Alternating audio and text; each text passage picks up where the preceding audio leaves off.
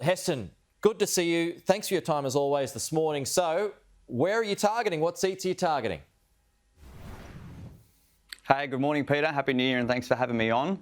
So at the moment, we're just officially launching the party today. We've already had over 300 candidates putting their hands up, and we're going to be using every day between now and the federal election to make sure that we select those quality candidates that have lived experience. And we've got veterans, emergency and first responders, frontline medical workers, small business owners, all who've been activated by the true crisis that's affecting our country, and that's the failure of leadership.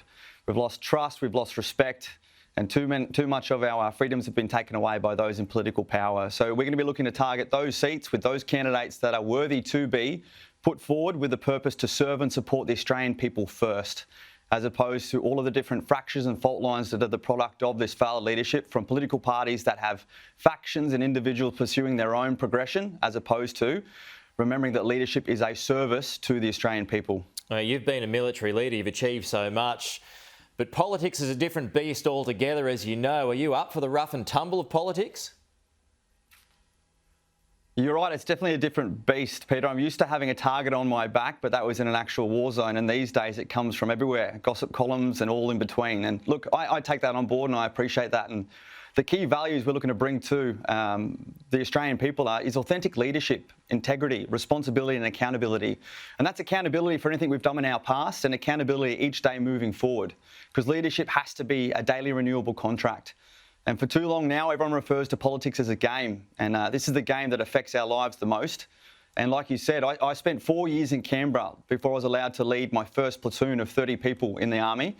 And just down the road is Parliament House. And what I've seen visiting there the last year, campaigning for veteran issues, campaigning for the Royal Commission, has revealed that there are some good people in there, but they're hamstrung by these parties that have become so large and cumbersome, and bureaucrats who are too busy piling on piles of paper and red tape that are affecting everyday Australian lives. And political parties that don't even work with the state level political parties that see us in the predicament at the moment where we changed the Australian national anthem to say we are one and free, whereas we've been never more pulled apart in our nation's history. So it's time to put forward a party, the Australian Values Party, and those who want to find out more, go to australianvalues.org.au.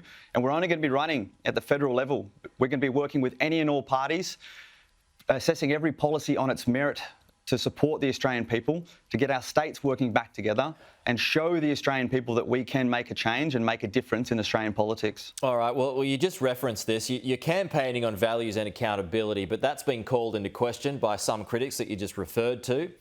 The story goes that after you raised money for the Swiss 8 charity by using OnlyFans and then it's claimed lied about it.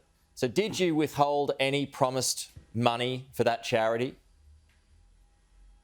No, I didn't, Peter. And I, in the progress of that story for the ABC journalist, provided him with all the receipts and provided him with all the information. And, you know, there is an agenda, unfortunately, and that's been from the ABC after I personally exposed them and their war crime story against my platoon that has now put a big target on my back. And we actually have Australian taxpayer-funded journalists trawling through the trash, trying to go to other unfortunate veteran charities who campaigned against the Royal Commission into defence and veteran suicide, and some of those people who have agendas against me personally and professionally. And look, that comes with the terrain.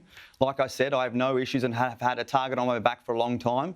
But here and now, this is about focusing on what we need to do moving forward. And I will answer and address any accusation that meets the threshold per one of our Australian values, commitment to the rule of law, which includes the presumption of innocence until proven guilty, as opposed to get bogged down with every accusation, allegation that comes out that I know is false.